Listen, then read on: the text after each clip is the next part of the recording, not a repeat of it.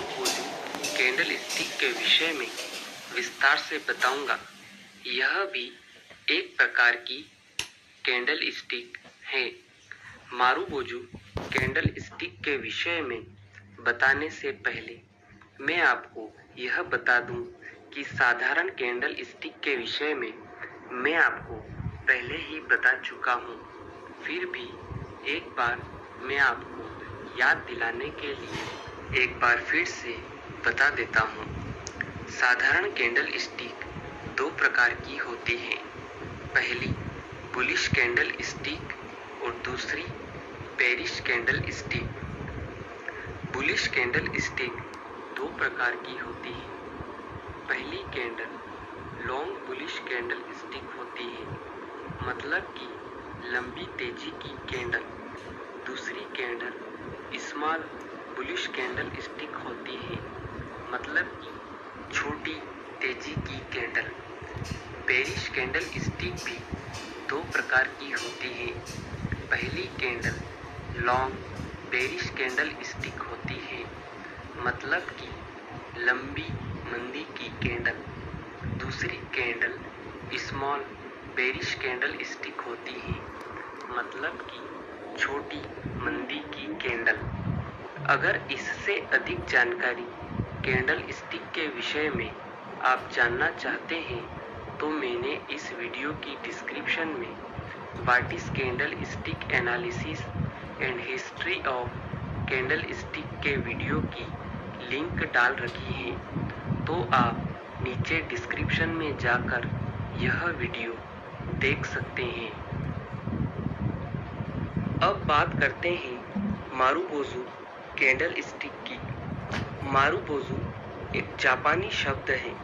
इसके दो मतलब निकलते हैं।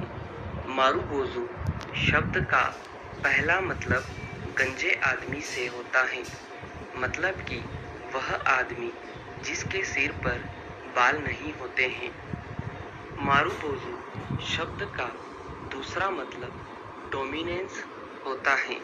अगर डोमिनेंस को हिंदी में कहें तो किसी दूसरे के ऊपर हावी होना, या सीधे शब्दों में कहें तो किसी दूसरे को अपनी ताकत से पूरी तरह से दबा देना या उसको हरा देना। तो चलिए अब मैं आपको बताता हूँ कि मारूकोजू कैंडल स्टिक कैसी दिखाई देती है। जैसा कि आपको वीडियो में दिखाई दे रहा है, यह एक नए प्रकार की कैंडल स्टिक है। इस प्रकार की कैंडल स्टिक को मारूकोजू कैंडल स्टिक कहते हैं। इसकी सबसे खास बात यह होती है कि इस कैंडल में कोई शेडो नहीं होती है। यह एक लंबी कैंडल स्टिक होती है, मतलब कि जब भी मारूकोजू कैंडल स्टिक बनती है तब वह एक लंबी कैंडल बननी चाहिए। उसे ही सही मारूकोजू कैंडल स्टिक कहेंगे। अगर कोई छोटी कैंडल है जो मारूकोजू के समान दिखाई देती है तो उसे मारूकोजू नहीं माना जाएगा, वह एक गलत कैंडल होगी। अब बात करते हैं कि मारूकोजू कैंडल स्टिक कितने प्रकार की होती है। दोस्तों, मारूकोजू कैंडल स्टिक दो प्रकार से बनती है। बुलिश मारूकोजू कैंडल स्टिक और बेरिश मारूकोजू कैंडल स्टिक। इसे आप वीडियो में देख सकते हैं। दोस्तों, अब बात करते हैं कि मारूकोजू कैंडल स्टिक का क्या काम है। मारूकोजू कैंडल स्टिक ट्रेंड को कंटिन्यू रखने का संकेत देती है, मतलब कि अगर तेजी का ट्रेंड चल रहा है और चार्ट में बुलिश मारूकोजू कैंडल स्टिक बनती है तो समझ लीजिए कि अभी तेजी का ट्रेंड और चलेगा। और यदि अगर मंदी का ट्रेंड और चलेगा। यह कैंडल स्टिक आपकी पोजीशन को होल्ड होल्ड करने का संकेत देती हैं। मारुबोजू कैंडल स्टिक का एक दूसरा पहलू भी है, इसे भी मैं आपको बता देता हूँ। अगर बाजार में तेजी का ट्रेंड चल रहा है और चार्ट में बेरिश मारुबोजू कैंडल स्टिक बनती है, तो समझ लीजिए कि अब तेजी का ट्रेंड खत्म होने वाला है और अब मंदी की शुरुआत होने वाली है। और यदि बाजार में मंदी का ट्रेंड चल रहा है और चार्ट में बुलिश मारुबोजू कैंडल स्टिक बनती है, तो समझ लीजिए कि अब मंदी का ट्रेंड समाप्त होने वाला है और अब तेजी की शुरुआत होने वाली है। वैसे तो मारुबोजू हर प्रकार के मार्केट में बनता है और अपना काम करता है, लेकिन आप अगर कमोडिटी मार्केट में काम करते हो तो आपने यह कैंडल अक्सर उस दिन देखा होगा जब मार्केट में सर्किट लगता है। सर्किट का मतलब यह होता है कि उस दिन की तेजी या मंदी की लिमिट पूरी हो जाती है। मतलब कि अगर तेजी का सर्किट लगता है तो मार्केट से सेलर गायब हो जाते हैं, और यदि मंदी का सर्किट लगता है तो मार्केट से बायर गायब हो जाते हैं। उस दिन की कैंडल मारुबोजू कैंडल स्टिक होती है। Marubozu candlestick intraday chart, daily chart, weekly chart, monthly chart और ईयरली चार्ट में भी बन सकता है। मारुबोजू कैंडल स्टिक के विषय में बताने का सबसे महत्वपूर्ण उद्देश्य यह है कि अब जो आगे कैंडल स्टिक पैटर्न आएंगे उनमें मारुबोजू कैंडल स्टिक बन सकती हैं। तो दोस्तों, आपने सीखा कि मारुबोजू कैंडल स्टिक कैसे काम करती हैं और यह कब बनती है और इसके बनने से मार्केट में क्या प्रभाव पड़ता है। तो चलिए अब हम बात करते हैं बुलिश मारुबोजू कैंडल स्टिक की। बुलिश मारुबोजू कैंडल स्टिक 3 प्रकार से बनता है।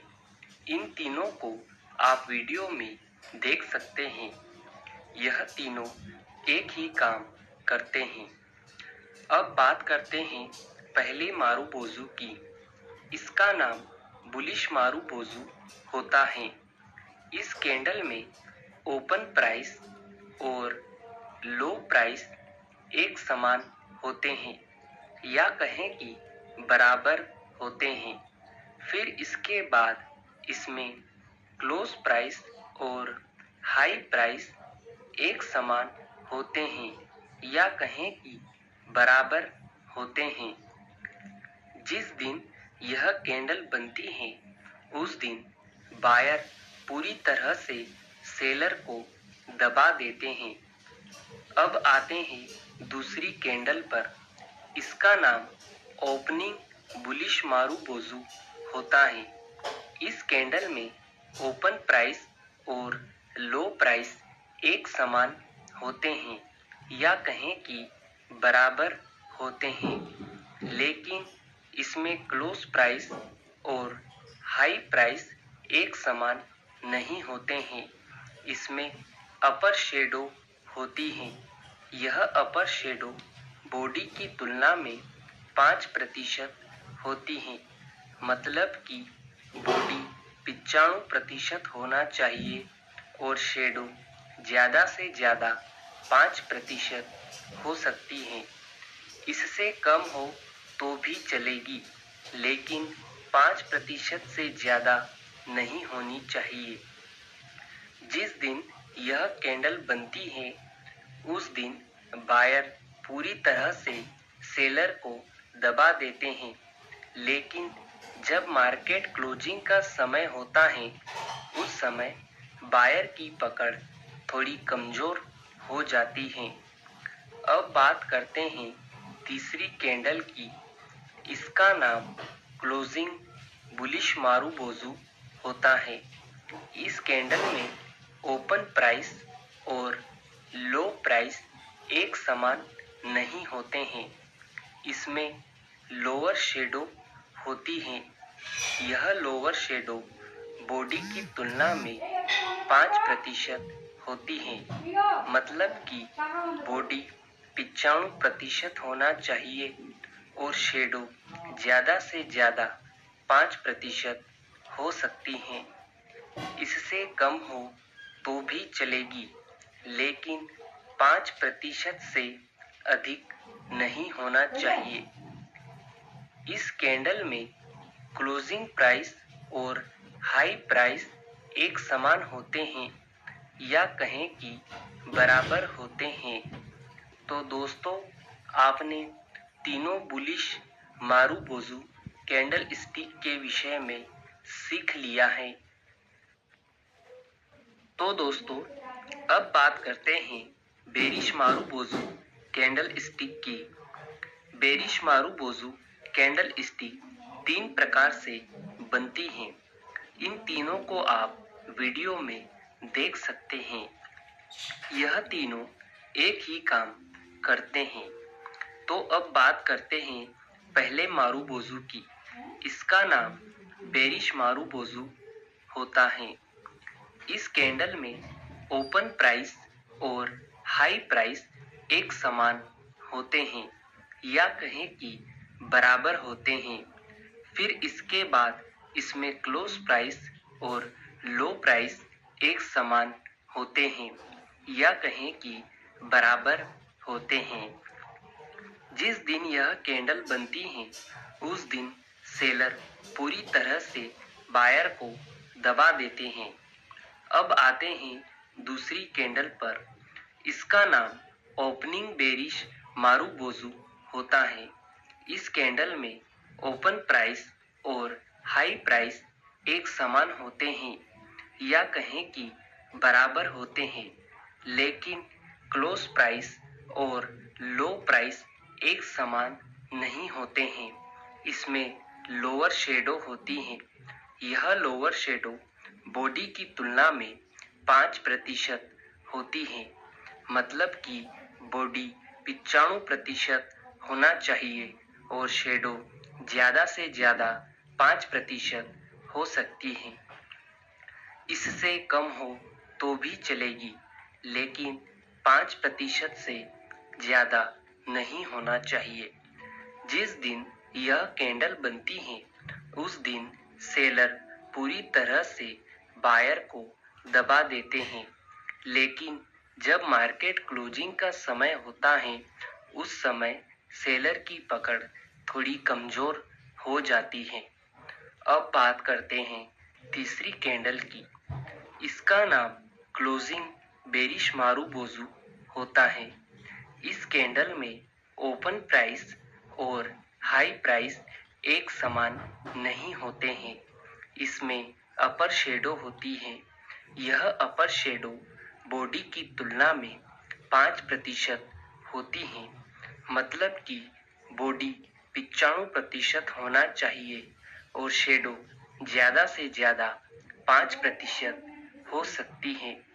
इससे कम हो तो भी चलेगी, लेकिन 5% से अधिक नहीं होना चाहिए। इस कैंडल में क्लोज प्राइस और लो प्राइस एक समान होते हैं या कहें कि बराबर होते हैं। तो दोस्तों, आपने तीनों बेरिश मारुबोजू कैंडल स्टिक के विषय में सीख लिया है। तो आइए अब चार्ट में मारुबोजू कैंडल स्टिक को देखते हैं। आपको चार्ट में जो हरे रंग के निशान दिखाई दे रहे हैं वो बुलिश मारुबोजू की ओर इशारा कर रहे हैं। इसके बाद जो आपको लाल रंग के निशान दिख रहे हैं वो बेरिश मारुबोजू की ओर इशारा कर रहे हैं। इसके अलावा इस जानकारी के बाद आप चार्ट में सही मारूबोजू की पहचान आसानी से कर पाएंगे। तो दोस्तों, आज आपने मारूबोजू कैंडल स्टिक के विषय में विस्तार से सीखा। उम्मीद है आपको यह जानकारी पसंद आई होगी। अगर वीडियो से जुड़ा हुआ कोई भी सवाल आपके दिमाग में है तो आप कमेंट बॉक्स में जाकर पूछ सकते हैं।